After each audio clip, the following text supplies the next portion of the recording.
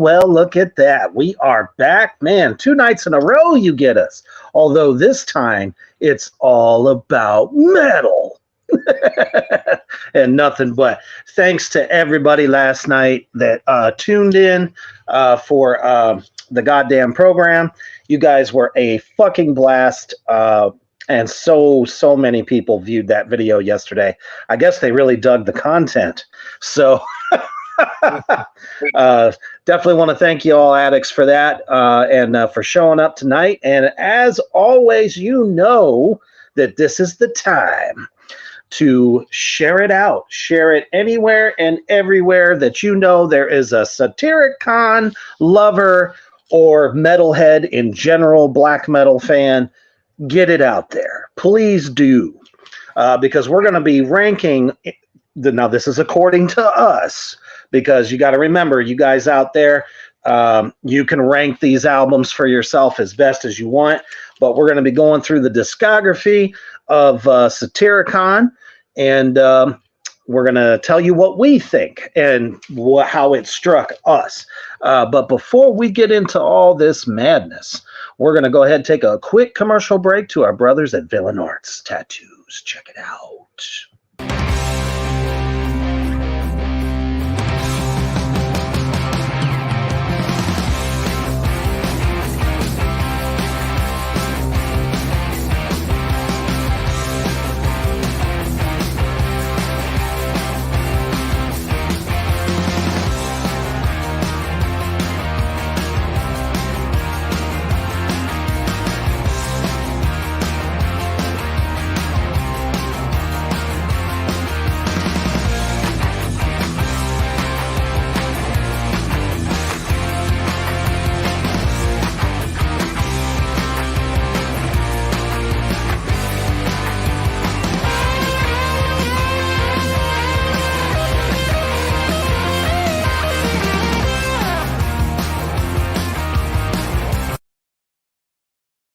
That's right, Villain Arts Tattoos, the largest tattoo convention in the country, in the world. And thank you, Yabelka, for telling us that you got your beer and Doritos. You are officially ready to go. That's awesome. What's up, Kyler? Good to see you. Cody, always a pleasure. Rebecca, the same. And Kyler says, you know, I'm always here for you guys like you have been there for me. I appreciate you guys. And you know what? We appreciate y'all as well. So please make sure that if Villain Arts Tattoos comes to your area, get out there, get a high quality tattoo from some of the best in the country, and enjoy all the entertainment within. All right.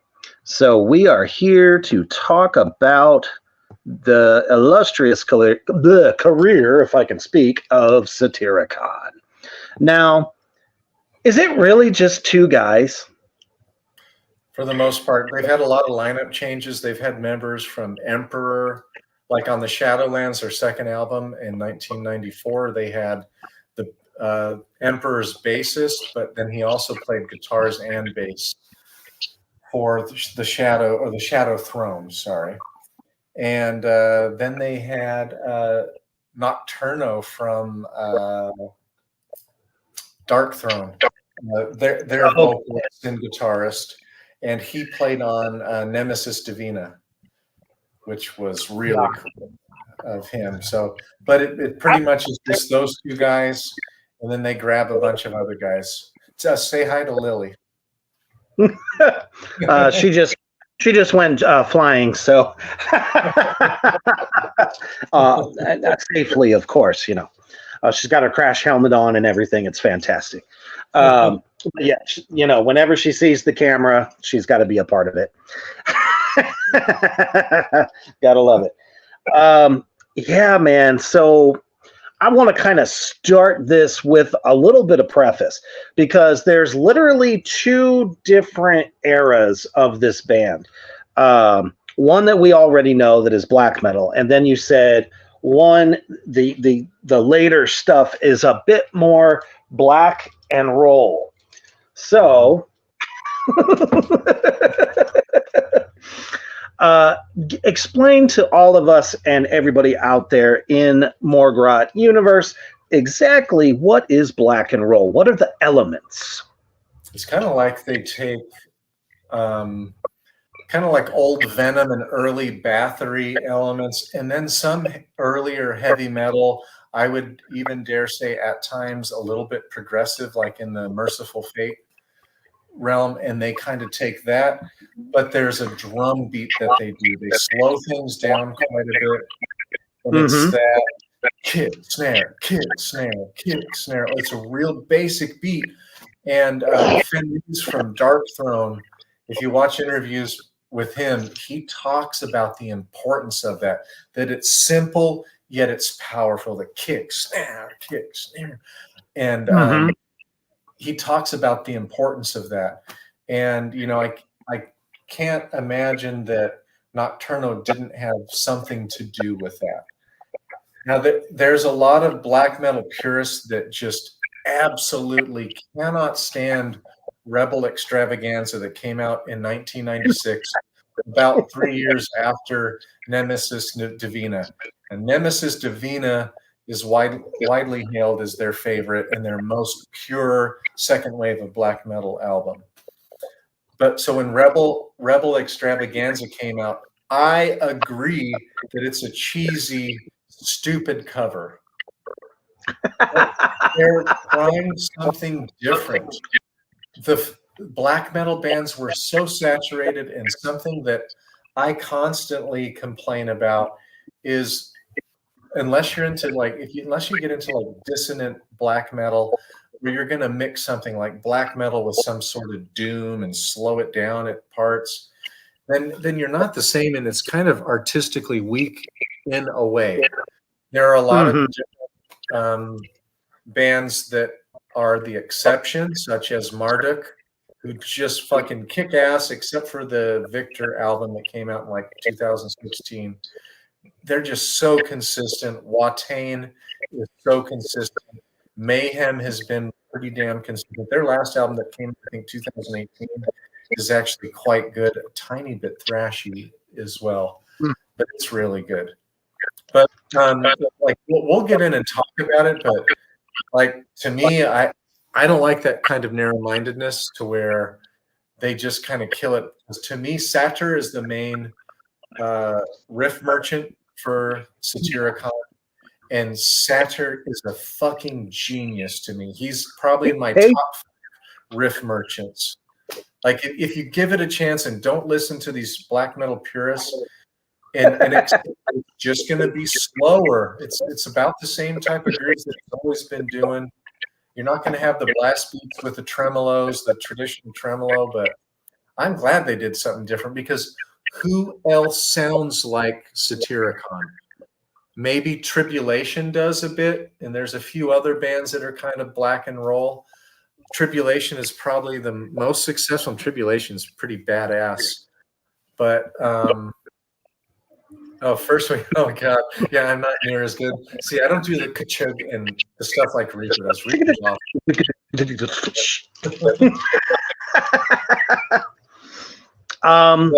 But yeah, it's, I hate it when I hear people just slam even Rebel Extravaganza.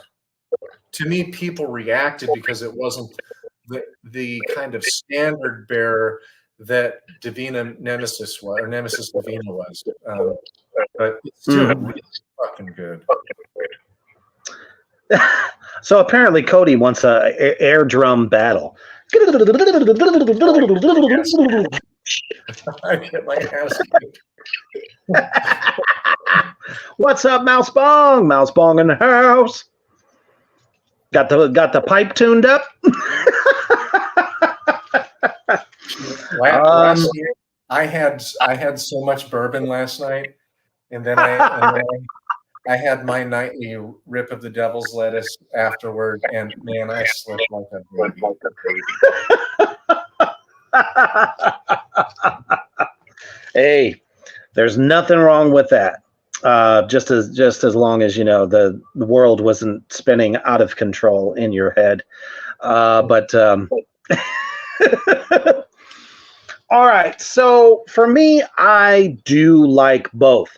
But from one album to this big change that they made, I can see how that kind of fucked with people a little bit. Not saying that the purists are right, saying they just absolutely hate it. But, once you actually give it a try, the opening track to the first kind of black and roll record, I was kind of like, this is so fucking different, but okay, let it go through a little bit. Let me check out a few more tunes on it. And then I was like, okay, not too bad. And they don't completely get rid of the blast beat or, their roots in black metal.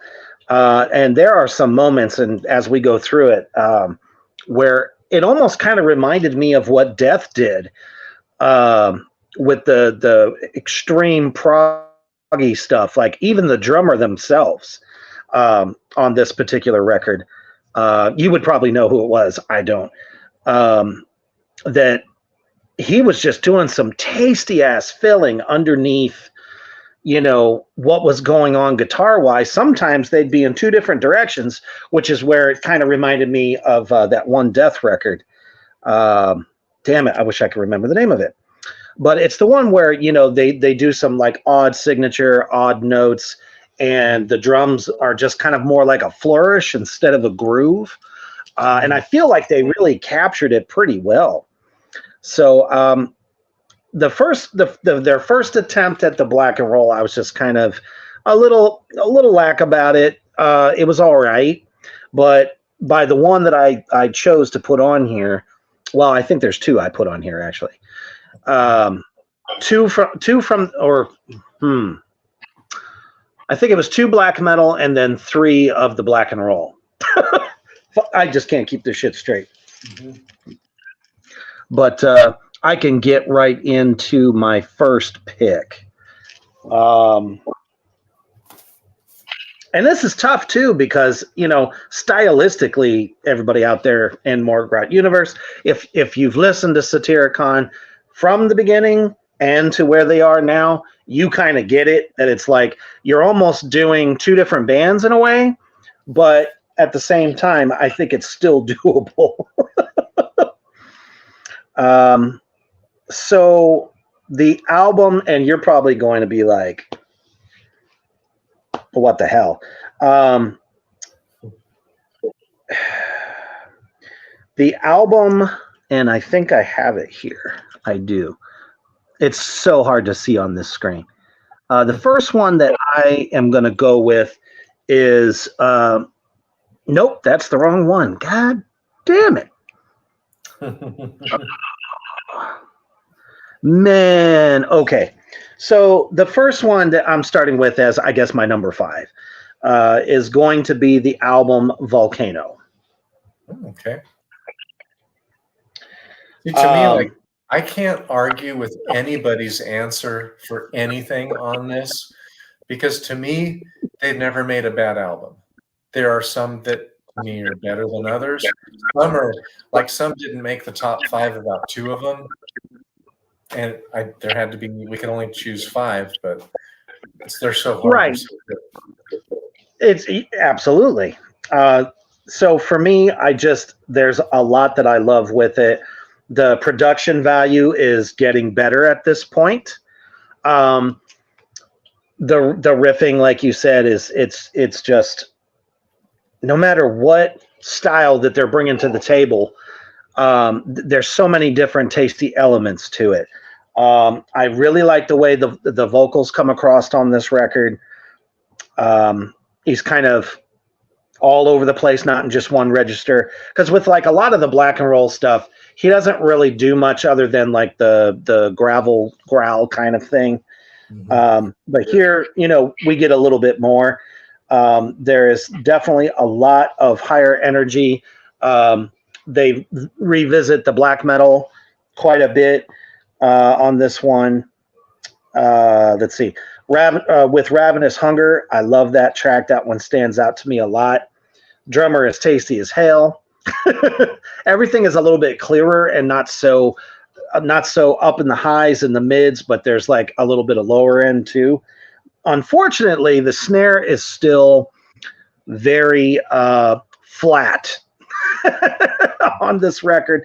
That's my only real gripe there. I can I don't know.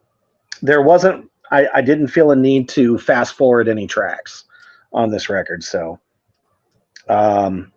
Black Lava is a really good one too. Suffering the Tyrants as well. Mm-hmm. Yeah, it's a good album. That's a hard one to find on CD these days. I think I found it in like 2017, and I skipped it up right away because that one right now is really hard unless they've done a reprinting of it. I don't know. Not too sure. I'll have to check their website to see if you can still get a physical copy of it. Mousepong says, I'm positive Nemesis Divina is on your lists. Well, I mean, we can't lie. I think it's a given. She said, Fuel for Hatred is a great tune off of Volcano also. That one really is. I just tend to talk about the tracks that stood out the most to me that I really kind of jammed to, but not to take anything away from that song whatsoever, because it is very good. Yeah. Yeah, the ones I wrote down was with Ravenous Hunger and Fuel for Hatred. Those are the two that stood out to me the most. I mean, what a great way to kick off that record with Ravenous Hunger. Woo! So good. All right. My number 5 is Now Diabolical. And for a lot of people, that might be number 2 or number 3, but it's my number 5. It's great. To me, this is the album when they have totally embraced the black and roll elements. Yep, that's it. I got that one, goddammit. For this album, there is not a weak song on it anywhere. This album is really good, but this is where they have fully embraced slowing things down quite a bit. And it still has, like, there's one thing that Satyr does on the guitar where he'll go through a couple of power chords or riffs or some tremoloing, and then he just does like a flange with an open 3 high strings. And that's something that I have stolen from him, and you'll hear in my stuff quite a bit. I'll pull that in a different way, but I do it quite a bit as well. But King is really good. Now Diabolical, I think, is the opening track, and it's really nasty. The pentagram burns. I mean, every song on that fucking album is outstanding. To me, the production is outstanding. Now, I didn't think particularly about the snare, but I don't know. I see the roaming theme through most of these records. Yeah. But one thing that I love that Frost does all of the time is he'll have his double kicks going, and his kicks are almost always extremely organic. which I've always loved. It's the bump, bump, bump, bump, bump, bump, bump, instead of Yep. a clicky, clicky. And I've always really, really liked that because it sounds different. Because not a lot of people, especially in, since like 1990, have gone with that organic sound. But I like how he has like a slow, like maybe 120 beats per minute with the snare, but he's on about a 160, somewhere around there, 150, 160 with the double kicks. Yeah. It's almost a polyrhythm. I love when he does that. Very much so, because he's playing the simplest beats, but man, them feet are fucking charging through, and it almost kind of goes into Lombardo territory with the sound. I definitely agree that with what they're doing, the thump stands out so clear, so well. It's almost like they got a hold of the finest drum mics that there are, and to get it to be that out in the forefront is pretty damn amazing. Although bass guitar seems a little not as present. Yes, totally, and it never is on any of their albums. Here and there, it'll be for a moment, but that's about it. Like I think I have to remember which might have been the Shadow Throne. They start off one of the songs with bass, I think.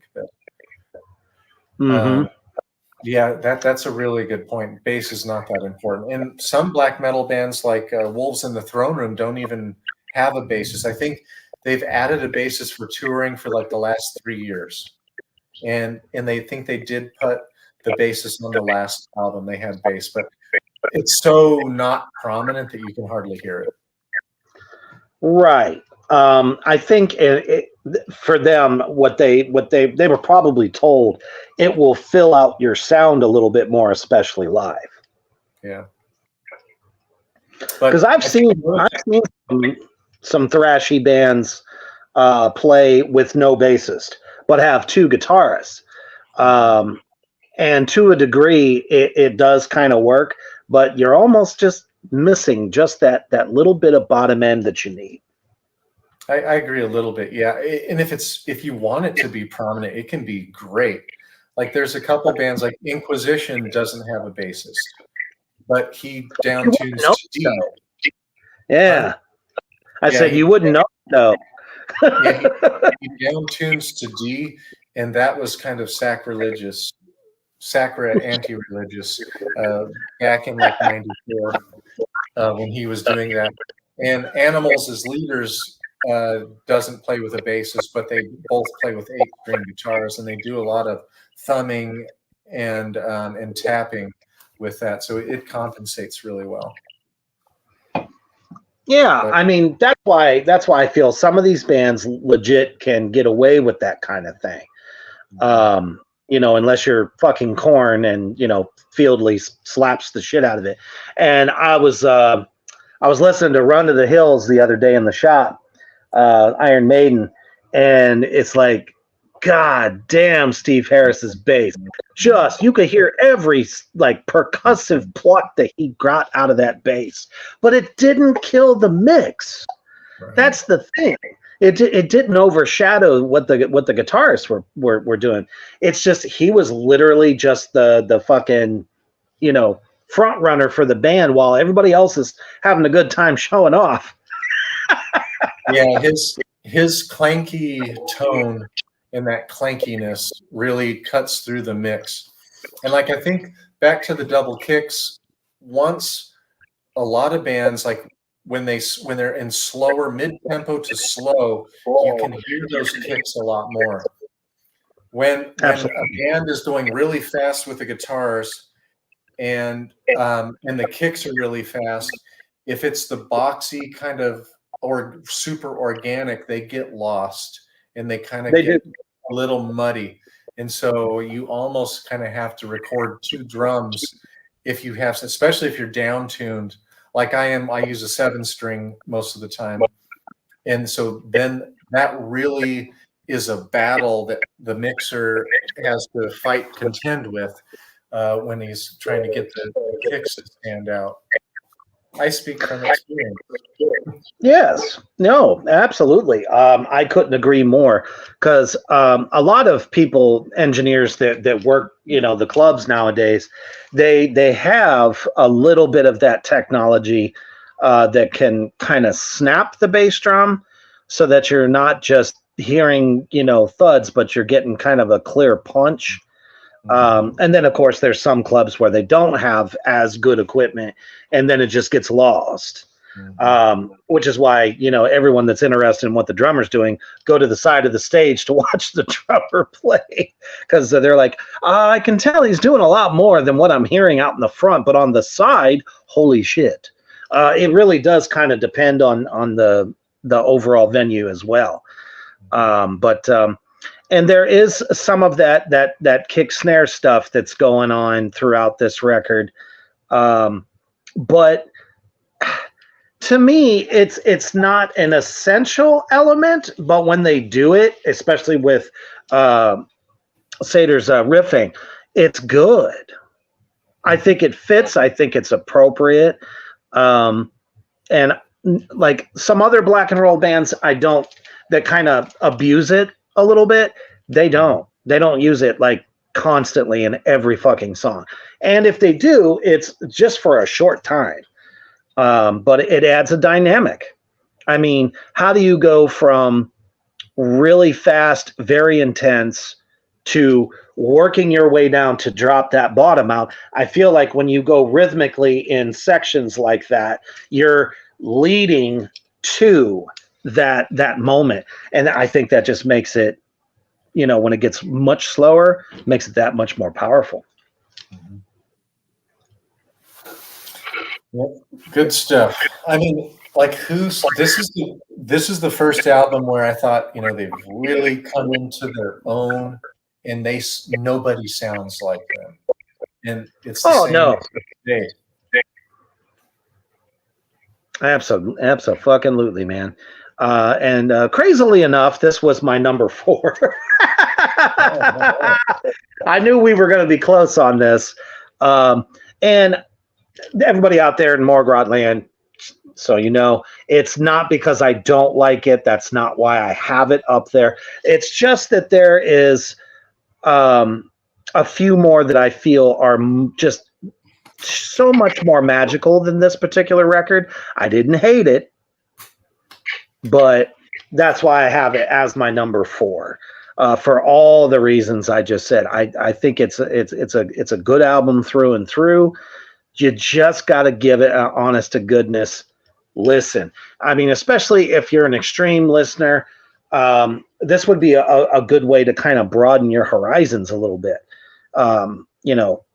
Add in a little bit of this dichotomy because, like I said, especially if you dig like some proggy stuff too, it's really, really fucking good.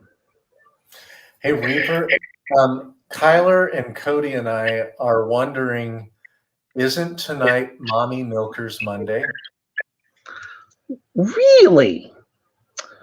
I don't know. I think.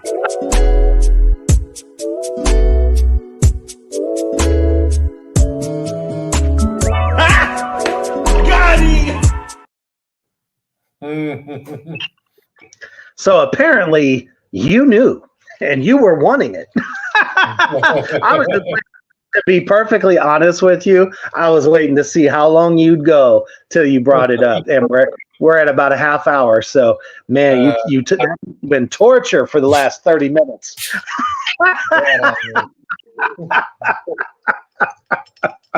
I love it. Oh shit! And I'm sure everybody else did too. Of course.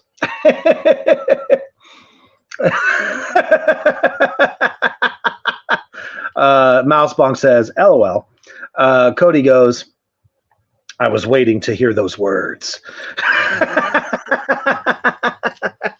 Leave it to Hoofbeast to remind me what day it is. Hey, don't blame me. Y'all picked it. You picked it. Oh my goodness. So yeah, that is my number 4. It's definitely different from what you're used to. Yeah, so we talked about now Diabolical enough? Absolutely. Oh, man. I just saw your comment. That's hilarious.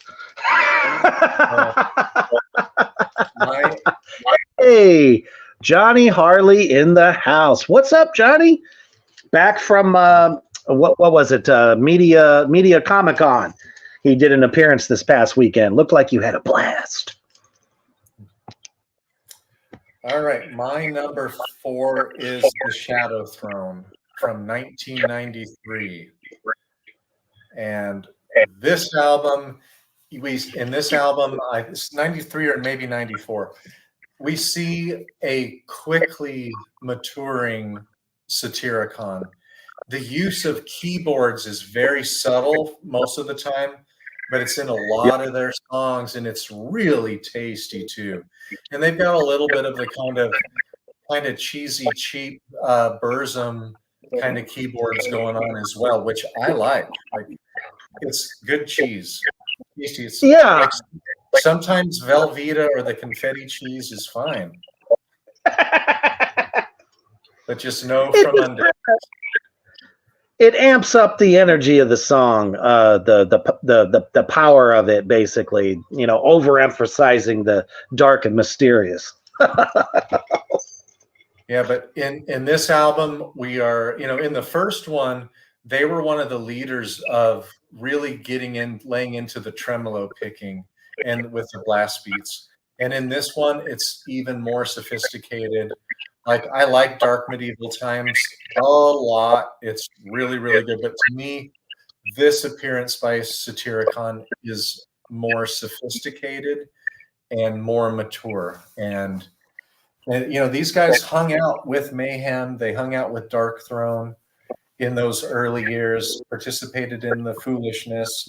I don't know about if they participated in the church burning.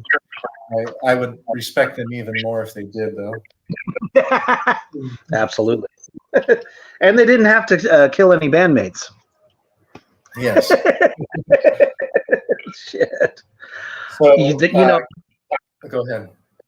Oh, I was gonna say, just the more you talk about this particular record, I gotta listen to it now. I need to be able to hear this somehow. Hopefully, I'll be able to find it.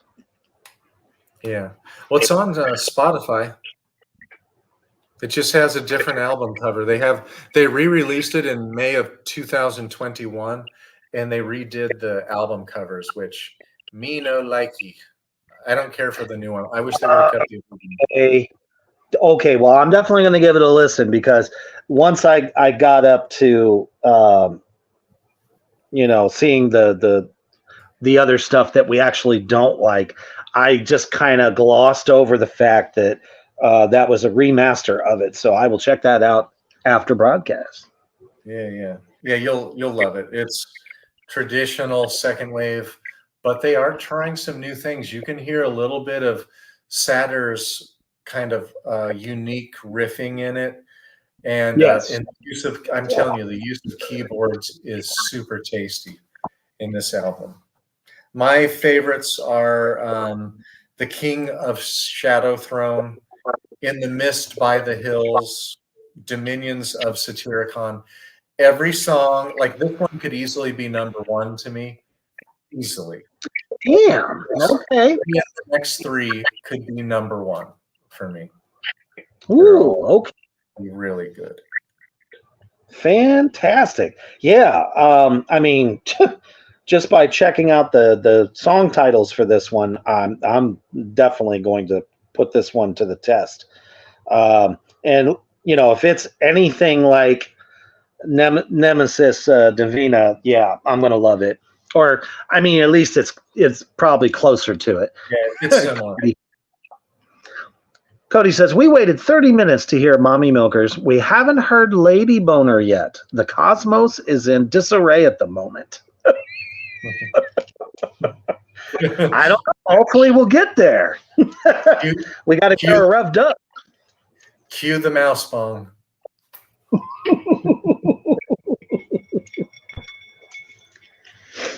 Maybe if I had Peter Steele's Playgirl layout, and flash that right quick. She boing.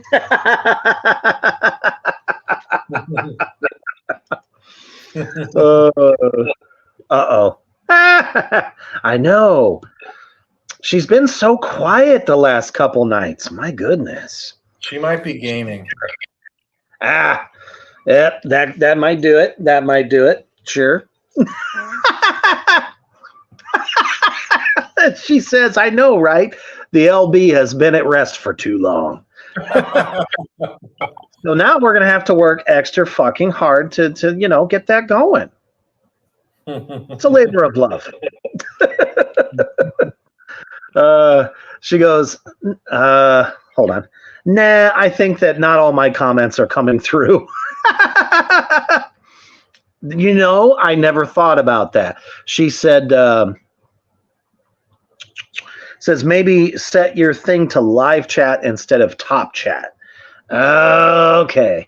I'll have to see if I can get that to work through StreamYard, because that would be killer. We've been getting everything else you've been putting up, so most def. Okay, shit, we're on to number 3. I want to know how number 5 and number 4 are. Absolutely, and anyone else out there, in the Addicts group there, whether or not you're a Satyricon fan, we'd like to hear what your rankings are as well. Everybody, absolutely. Okay, so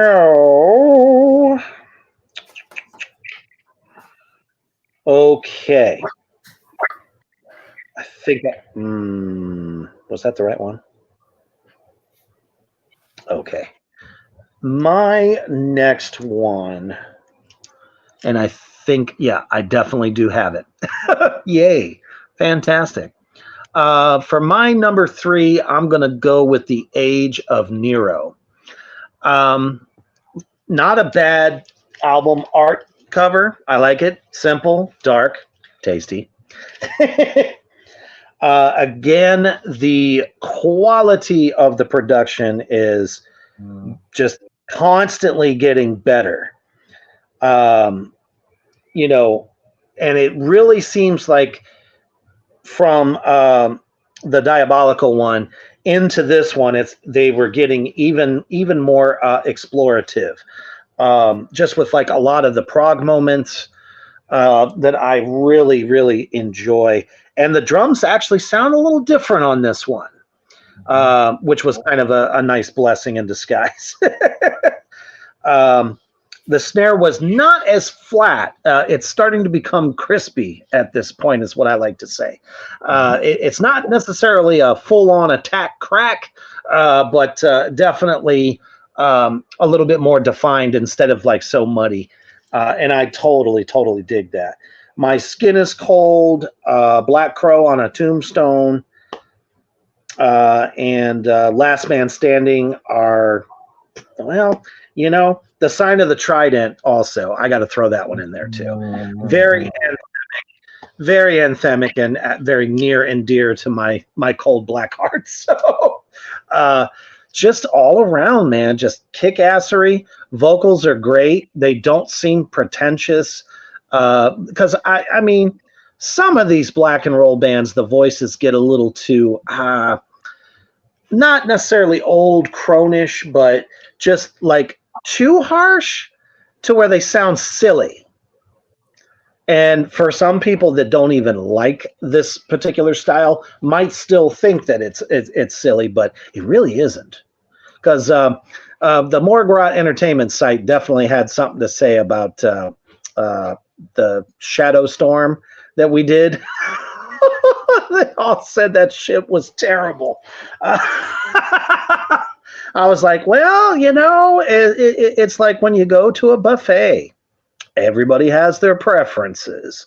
But personally, like I said, that shit took me back to the good old days of metal, when metal was fun. But at the same time, though, back then it wasn't so dark. This was much, much darker if you actually listen to the words. And I dig the voice. But this album I definitely enjoyed. Yeah, I bought this album on fall break 2012 in Abu Dhabi. I think it was at the Mall of Dubai. It's a humongous flipping mall. And I went there. Lost. I couldn't believe I found this there. Wow. I'm surprised they would allow it Yeah, me too. in so many ways. No, wait, this was Dubai. Yeah, Dubai is more open-minded than like especially than Kuwait and Saudi Arabia. Gotcha. Yeah, Qatar's Well, not too bad. for that. Yeah, but still, it's not like you can go to a liquor store and get a fifth of bourbon. That's not happening. That's not happening. No. She says, "Can't you like ski inside the Mall of Dubai?" Yep, I've watched them ski and they go through and they make more snow every now and then, but it gets so filthy, and it's like a little bit of a modified bunny hill. It's a little bit harder than a bunny hill, a little bit faster than a bunny hill, and it's not that long. It's about as the length of a medium-sized bunny hill. But yep, they have that. I think it's the Dubai Mall that has a huge aquarium in there as well. Now, see, I'd be much more interested in that. I'm a sucker for a good aquarium. Something about watching them just swimming along. Love it. Yeah, well, that is an awesome choice. That was your third, The Age of Nero. That I fucking love that album. Absolutely love it. My number 3, and by the way, when I went through and I made my list, there are some that I am kind of drawn to kind of rank higher than others because I want to seem like a more pure black metal enthusiast. But then I just went back and I said, no, I'm going to be honest. And this is what, over the years, what I have listened to the most. So that's what you're getting in my list. This is from 5 to 1, what I have listened to the most. And this has been pretty easy. So the Shadow Throne was my number 4. And the self-titled Satyricon is my number 3. And this is an album where they got a lot of criticism. I love this album cover too. I love the album cover myself, but this one, it's not that I didn't like it. It didn't really incite anything for me. So I'm like really interested to hear your viewpoint. So what I like is, to me, Now Diabolical and The Age of Nero are very similar albums. Those two are like the same style. There's a few changes, but very, very similar albums. Like there wasn't much change with Satyricon. From Volcano, which was 2002, they were still kind of reaching back to more of the harsher blast beats, but then they did start to slow down quite a bit, and it was really apparent here and there. You could see they were really changing. Rebel Extravaganza in 1999, that one, you started to hear the black and roll a little bit, but they still were pretty heavy into black metal. You had the tremolo picking, you had a lot of the blast beats, a lot of the tough stuff. But for this album, and I read when it came out, or right before it came out, Satyr did a interview, and they purposely 100% wanted to change the tone. They turned the gain down to, I think it was 2 or 3, never above a 4 for the whole album. So it's almost a clean album. So things are slowed down quite a bit, but you don't have the biting distortion in it. And yeah, not like before at all. But the songs to me are just beautiful. I was going to have this at number 5, but then I just said, nope, this is one that I wore this fucking CD out that year. where I had to have my what do they call it? The iPod. I had an iPod back then, and I listened to this thing as I drove from Saudi Arabia. And Saudi Arabia is a big country. I drove all the way up into Jordan, and then we went and floated in the Dead Sea, and then we went to where before Did you find Moses. this? Yeah, we went to the hill where Moses told Joshua to go down and murder all of the Arabs down in Israel, so that they could have that God-chosen land, so they could just go and murder everybody, men, women, and children. And we stayed in that little city where Moses apparently broke away from the children of Israel and had Joshua, or yeah, I think it was Joshua, go and murder everybody so they could take over Israel. And not too many people want to talk about that, I guess. But I could say a lot, but I'm trying not to. Then we drove back through customs. Took forever getting out of Jordan and going back into Saudi Arabia because they're afraid you're bringing in alcohol and all kinds of stuff. I mean, they go through everything, and it's a long 115 degrees, 120 degrees, and you're sitting in your car, and if you have to use the toilet, oh my gosh, it is worse. It's like 19. Yeah, it did have some wild energy. It's actually really old and not modern. Like it was, in a lot of rock formations, boulders about this big everywhere, and then grass coming up between it, and not too many trees. Really interesting. But anyways, I listened to this album that whole trip. I remember when I think of that trip, I think of this record, and I listened to it. And I listened to it while I was, drawing up tattoos and stuff like that. Fucking love this album. My favorites are, they have one that doesn't have harsh vocals, and it's called Phoenix. And if you watch their, I think, 2014 live, where they got with the, I think it's the Oslo Symphony Orchestra, and they played a bunch of their songs. They played this one, and it's actually not Satyr singing the Queen. They brought somebody else for it, and Phoenix is just a beautiful song. He does these arpeggios, and he lets each clean tone or almost clean tone ring out in such a beautiful way. And once again, you hear Frost with his really quick double kicks, but with a slow snare, especially in that song. Like it's really kind of epic, but without the bone-crushing distortion. And I just thought it was really different. I really liked it. Yeah. Let's see here. Mousebong says Nocturnal, Flare, and Phoenix are my top songs from this album. Yeah. I would have to agree with that as well.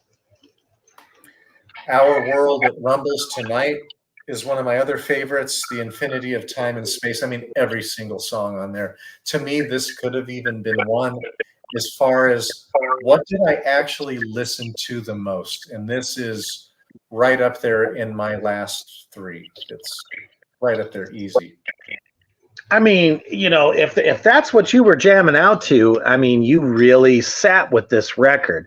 And sometimes, like I said, I'm gonna have to go back and listen to a few of these myself again, just to get a better overall feel for it.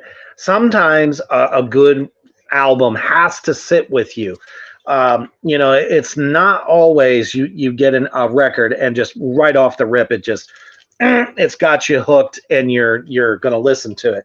But the more you sit with it, the cooler it becomes in a lot of ways. Especially if you're listeners like us who listen for that guitar, that drum part, bass part, any kind of like added background stuff, like the symphony orchestral type stuff. So once you hone in on those different aspects of it, you might pull something out. And I'm like I said, it's not that I hate the record. There's just other ones I dug better. And that's evident for my number 2, because if you noticed, I've kind of been side by side with one foot in the black metal and one foot in the black and roll as well. So for my number 2, I chose this guy. Oh, no. There it is. Holy crap. On my end, it looked like it took forever. Deep Calleth Upon the Deep. Something about this album, just the sheer progginess of it is what really got me. Blood Cracks Open the Ground. How can you not just fucking go insane over what is going on in that song alone? I was honestly like, I wish this song would never stop. So many cool parts, rhythmic changes. I mean, I'm a Stone Cold Merciful Fate lover. It's got them written all over it. And it really does kind of, shine through the rest. It's a fun album. The Ghost of Rome, Dissonant, unholy shitballs at that. Burial Rite was a great way to close it. The title track wasn't too bad. Midnight Serpent, great way to open the record, but Black Wings and Withering Gloom, those were my tops for this record. So I feel like they really hit a good mark since they kind of moved over, to this style. Yeah, it's a great album too. Like I can't fault anybody for choosing really any of these albums because they're all really well done. The riffs are all tasty. Just the style usually varies. It's always tasty. Like he really cares about what he's doing. And they turned the distortion up maybe 1 or 2 more notches, but they continued more of that kind of clean tone on this album. Mm-hmm. It's not distorted. My two favorites my two favorites on that album are To Your Brethren in the Dark and Deep Calleth Upon Deep. That chorus, her deep calleth upon deep, it's slow and it's kind of beckoning you a little bit. I really, really, really, really enjoyed that. And just so if anybody doesn't know, Satyr was diagnosed with a brain tumor in 2015. And so holy crap. So Frost did more of the songwriting for this. He had to have surgery, he had to cut his hair again. So like there's this thing where Satyr cuts his hair and he'll have like short hair, long hair, but he really had been growing it out. When you see him in the symphony orchestra performance in like 2014, his hair was getting long again, and then he had to cut it. And I don't know where it is right now. And by the way, on that cover, the last album that I don't even consider a Satyricon album is the Satyricon and Munch. Oh, yeah. To me, that's not black metal. It's not Satyricon. They should have had a different name. Like even more than Black Sabbath needed to just be Heaven and Hell. Right. This is Satyricon at all. But the album cover is from an Edvard Munch charcoal drawing. And Edvard Munch, I think, was from Oslo, Norway. Yeah. But yeah, poor Satyr to have had a fucking brain tumor, had to have brain surgery, had to shave his head. I mean, that's got to be some scary shit. And then they come out with this album. So many iconic musicians in heavy music constantly facing stuff, just like what Nurgle went through from Behemoth. What was it? I think it was leukemia. Yep. Mm-hmm. I can't remember. Yeah, but it just seems like a constant theme in extreme music like this. It's like fuck, but hey, nothing stopped them, and that's the best part. They soldier through it. Mousebong says she never doesn't think she ever listened to this particular record. Give it a whirl. I think you'll dig it. Absolutely. All right. So that was your number 2. That's right. All right. Let me find my number 2. My number 2, and this was really hard because I fucking love this album. Nemesis Divina is my number 2. I flippin' love this album. There's not a weak song. It probably has my favorite Satyricon song of all, and that is Mother North. Yes.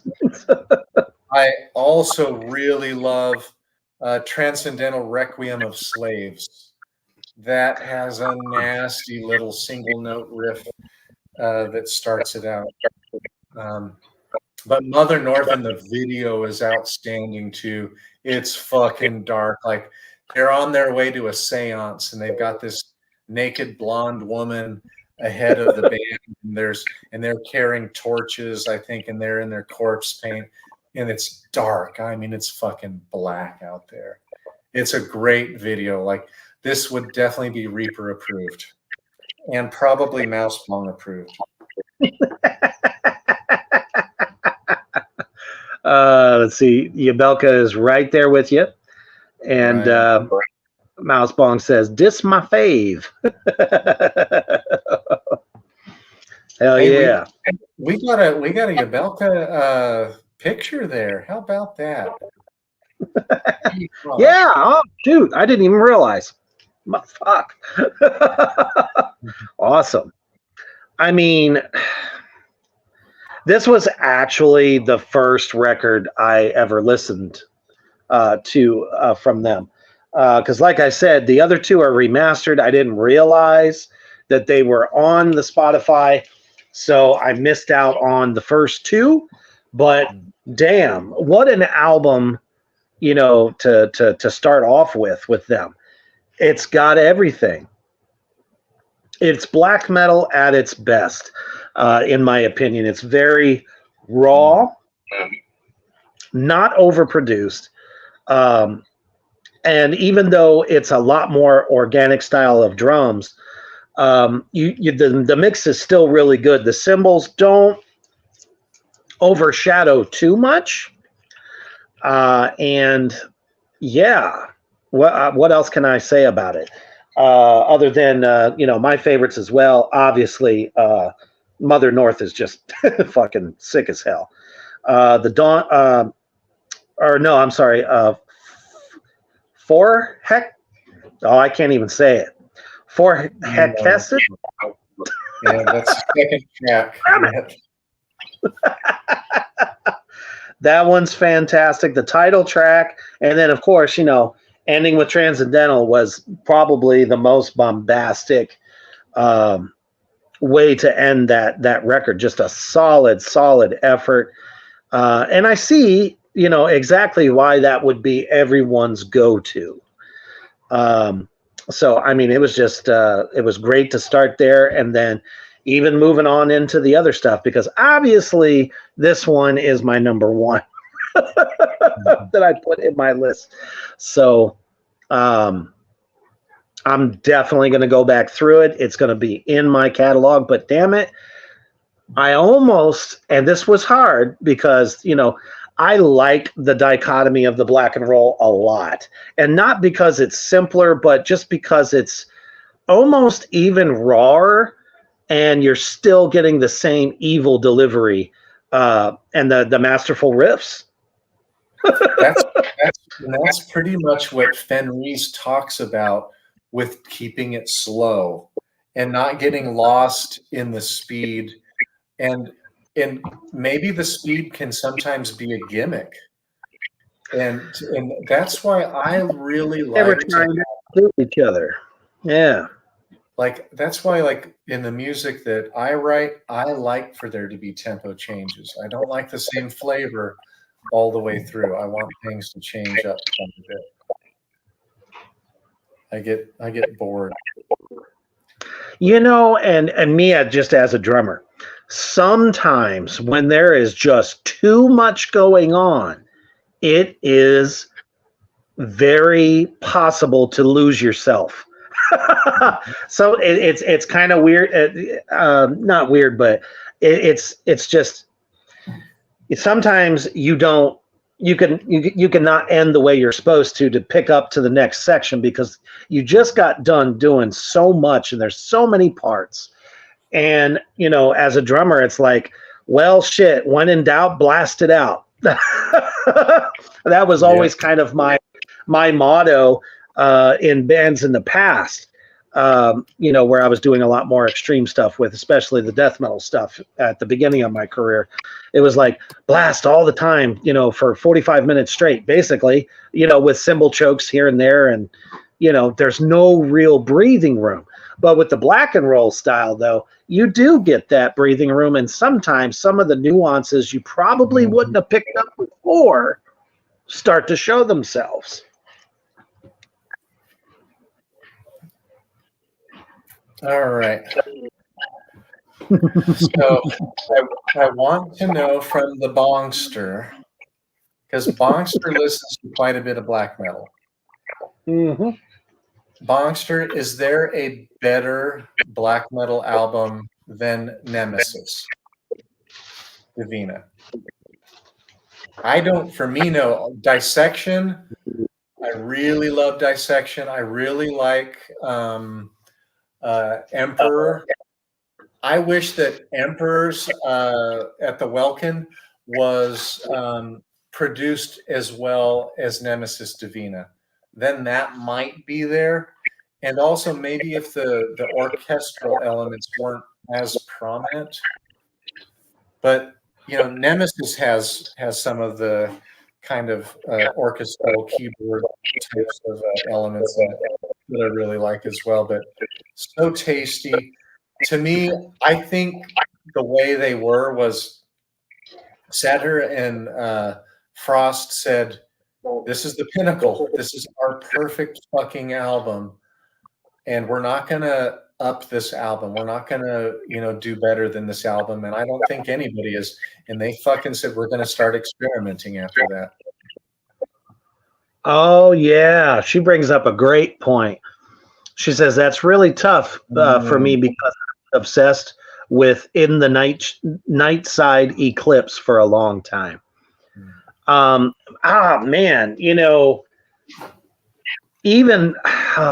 this is tough because if you go back to, I know bringing them up is probably not the best black metal example, but the early Cradle of Filth stuff where they had keys that were more sparingly instead of being so over prominent of everything, I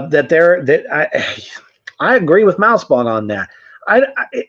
There's that one album from some of the best groups that ever truly shined out of the black metal genre, that they all just kind of have something different to offer. She says it's definitely one of the top black metal albums. I agree. But I mean, even Harddisk's got one. Quite a few good ones, actually. Yeah, Mousebong mentioned Emperor's. It's before the Knights of the Welkin. In what is it? In the Night Side. Yeah, In the Night Side Eclipse. That album's production fucking sucks, and it's a brilliant album, but I don't like to fight with the terrible production. It's really bad. And to me, Nights at the Welkin is also pretty bad production. And I just don't like to fight with it. Dissection's album, the real famous one, it's the Something with the Storm or something like that. That one to me is really quintessential. It's a little more thrashy, but it's super melodic. But yeah, Nemesis Divina is my favorite. When I go through all of Immortals. Immortal, yeah. I really love Immortal, but it's just Abath's vocal froggy delivery, the croaking, I just don't like that now. I like 15 years ago I liked it a lot, but now I just have a hard time getting into it. The music is amazing outside of that. Absolutely. And that's what I was talking about, some of that, funny, vocals that you hear that you almost have to chuckle every now and again. And there's some other groups that are escaping me right now that have kind of those funny vocals. The vocals, obviously, on this one is just, they're great. And going after, hearing a Bath so long ago, but since then, vocals have gotten so much better. They're better, different, tastier. So that's probably why when you go back and you listen to it and you go, that wasn't as good as I thought it was. Well, I mean, we still got love for the guy. Well, especially that dive he took with his guitar. His big return, and he's just going to charge the stage like he's the fucking Trojan army, and he just tumbles down it. And I don't know how he didn't fuck himself up real bad, but he got right up on stage and went for it. Everybody in the crowd was like, what a great video. Oh, no. You can find it on YouTube. So embarrassing. Oh, man. I would have been like, fuck, I can't do this now. Because he's definitely a dude that like takes himself seriously. So yeah, he's kind of a scary interview as well. Depends on what version you get of him, as I understand, because I've seen a lot of different interviews. But if I was going to tell somebody to hear like quintessential classic second wave of black metal perfection, this is the album I would choose. So my number one is The Age of Nero. Nice. Okay. Is the album that I fucking have worn out more than any of Satyricon's albums. And I didn't give you what my favorites were off there because I was withholding this. And when I go through people who are rating Satyricon, I don't think I've ever seen anybody pick this as their favorite. And it's so hard to choose anything over Nemesis Divina. For pure black metal, it's Nemesis Divina for me. But this isn't pure black metal for me. This is black and roll. And I don't give a fuck if it's black and roll. I fucking love it. And my favorites off of there are, of course, Black Crow on a Tombstone. Those pauses, Black Crow, and then there's that dun-dun-dun-dun on a tombstone. I love that shit. Those pauses and the kind of clownish, like that's one where I love to watch Frost live. His windmill with his head banging is the whole fucking song on that one. So good. Commando starts off a little bit slow. That's the first song off the album. The first track, it starts off slow, but once you get into that kick, snare, and he's going, Commando. It's so fucking awesome. Like that chorus fucking rips. And it does. It was a little hard to get past the beginning.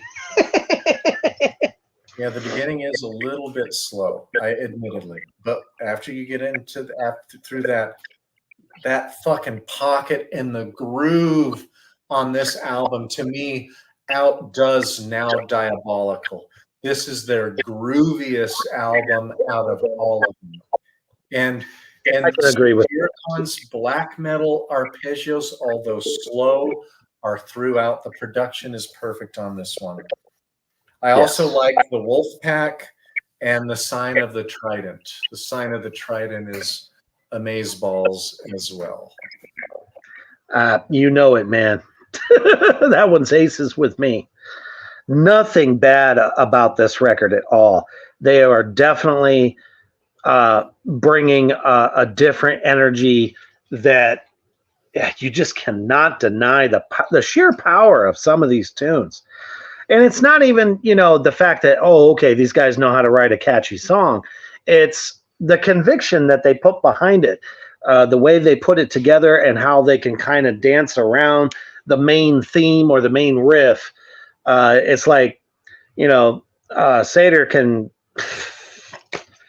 play the same riff 5-6 different ways. You know what I mean? And each different version of it is better than the one before it. Oh, this is great. Mousebong says, my husband just came in to say he loves Rebel Extravaganza and thinks it's underrated. Probably my least favorite record. Laugh, cry face.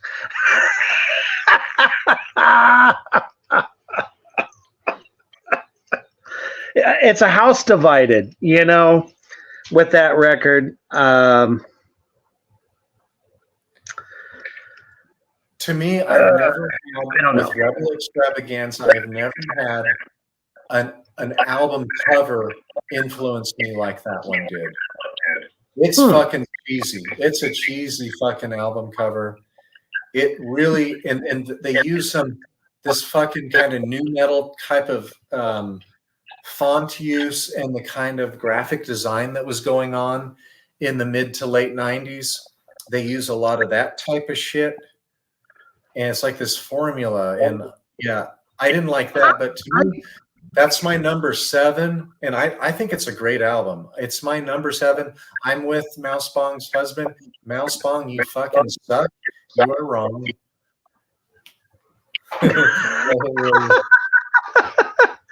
I get what you're saying on that. I actually think it's kind of fun.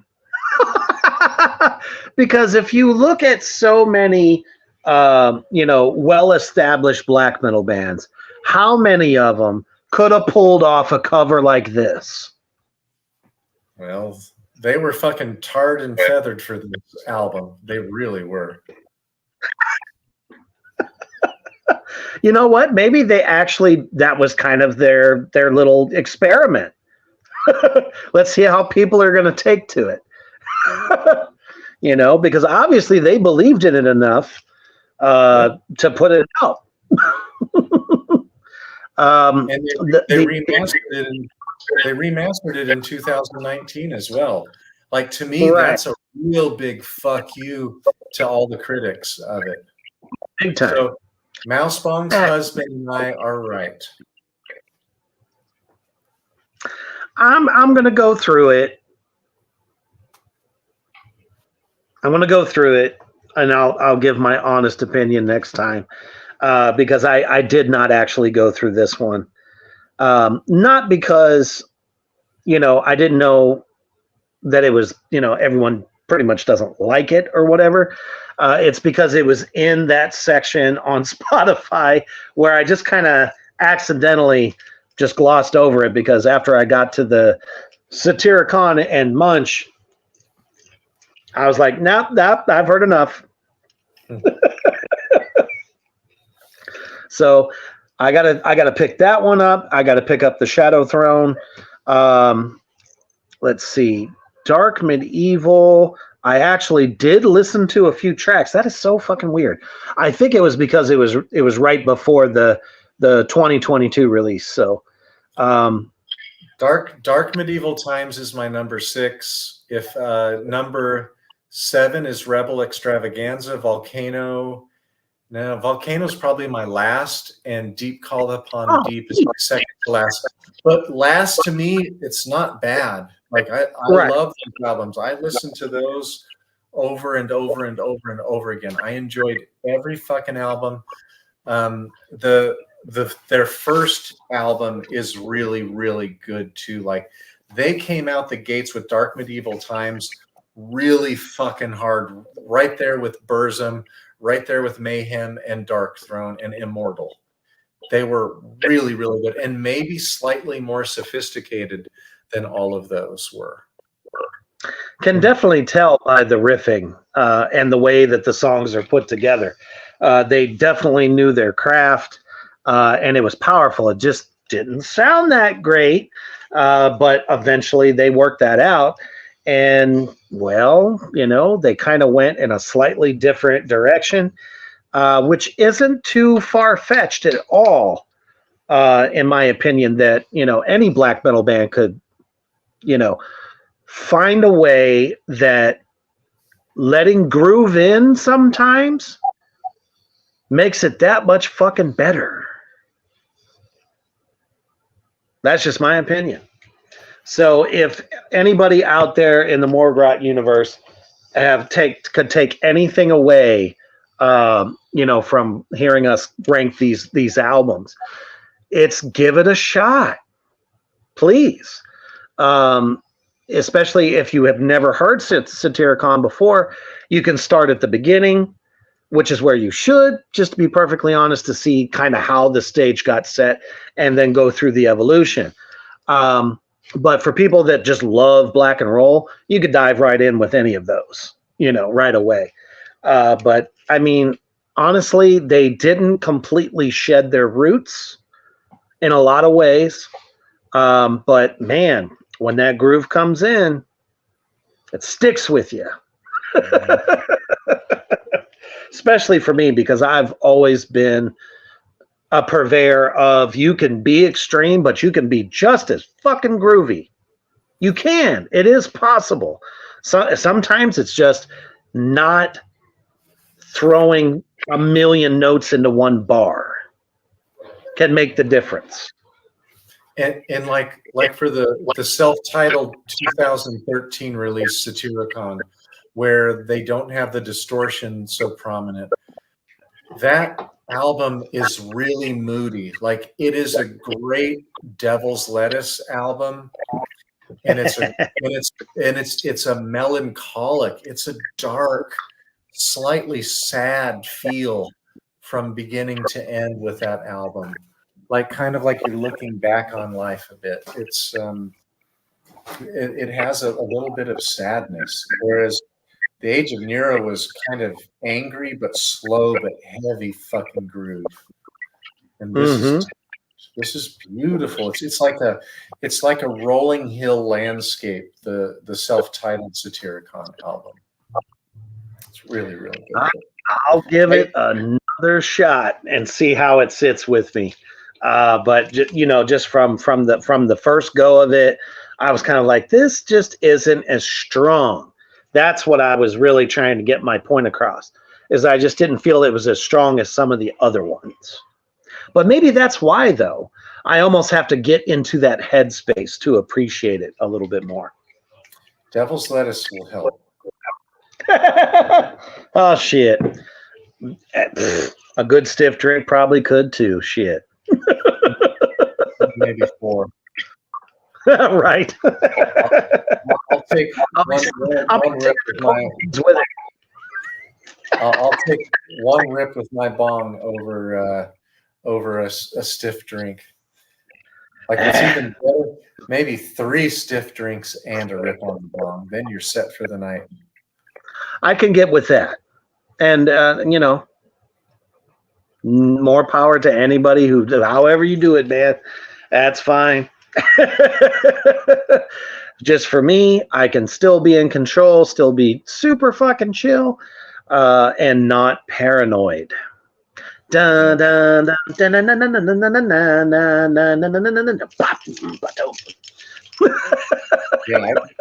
don't get the win. It's so hard for me to get the paranoia. Like, I don't get it anymore. Thank goodness.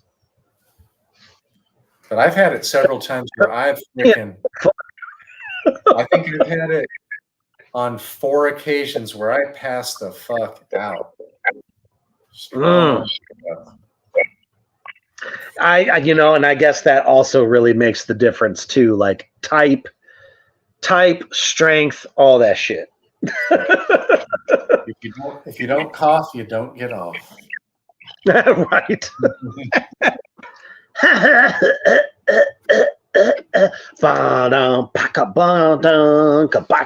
Okay, I'm just doing all kinds of Sabbath over here, guys. Don't mind me. Man, so go ahead. I was going to say, the show that we agreed to do last Monday, we were supposed to do, and this will be a preview for everybody in Morgrot universe for maybe not next week, but the week after or something. We were supposed to do the top 5 musicians, metal musicians who left the earth too soon or left us too soon. Oh, damn. I forgot all about that. Well, did you just have an epiphany and it came back to you? No, I had written it down. Like, I do all these notes for these shows. And I had written it down on the side and near the spine. And I said, oh, fuck yeah, that's a great idea. And I've already written down my top 3 on there. Okay. Well, shit. It all depends on. What is the date that the new Deicide comes out? Is it 26? 26, yeah. Like, we're fucking doing that one on the 28th, I think it is. Gotcha. 29th, yeah. That makes sense. Yeah, we're ending the month with that Deicide album. The first 2 tracks have been so good, and it is so blasphemous. Woo. Woo! They have reached a mountain, and I feel like they've reached several mountains throughout their career. Maybe only one album that wasn't as strong as some of the others, but with this one, I mean, he is just coming with the the black word, like he's just with a vengeance. If you guys have seen any of this stuff on Deicide Official on Instagram, they have a lot of the promo videos for the 2 tracks that are already out there. Those videos are fucking brutal. Holy shit. Hell yeah. I mean, tongues being, love it. Sever the Tongues, I think, is that song. It's so good. And I love watching them motherfucking clergymen just sitting there squirming because they know what's coming. It's so good. Cody also remembered something. He says, wait a minute. I just remembered something else we're missing. Taint Tickler. Is that Babylon Sun or Taint Tickler? No. Is that Tuesday? Oh, that's what it was. Tuesday Taint Tickler? I think so. Speaking of which, where the hell has he been? It's like, man, I'm going to have to reach out to him, see if he's okay. Mousebong says that'll be a fun show. I mean, how can it not? I mean, we're going to be talking about Deicide. Ooh, yeah. Love it, love it, love it. So, yeah, that'll be coming up, and we will most definitely do the one that you remembered that you wrote down. So that fucking rolls. I'm glad that you found that. Yeah, because I love that idea. Maybe that's next week. We'll do that one. We could. I mean, shit. And to everybody out there in the Morgrot universe, you guys can come up with your list as well and share it with us, because you never know. We might miss a few. It happens. But we thank you all so much for choosing us as your Monday night entertainment after probably what was a hellacious day. Hopefully we made you laugh a little bit, and hopefully you learned a little something too, because honestly, if you haven't taken the plunge to check Satyricon out, please do. We obviously know who has. So it's very good black metal, very good black and roll as well. Hell yeah, Mouse Bong. I second that emotion. She says, thanks, addicts. Have a killer week. And absolutely, we will. And there will be a Reapers Underground this week. It was supposed to be last night, but unfortunately, my guest had to work late. So we're going to be fitting him in this coming Sunday. So you can get ready for that. And you never know, it could turn into a double shot Reapers Underground week. Anytime this happens, there's always room for somebody else to stop on by. So thank you so much, Morgrot Universe, for tuning in as always. And as you're getting ready for the Tuesday commute, maybe it's your day off. I hope it is, and you can have a killer fucking day. But if you do have to work tomorrow like me, just remember, whether you're the boss or not, stay heavy.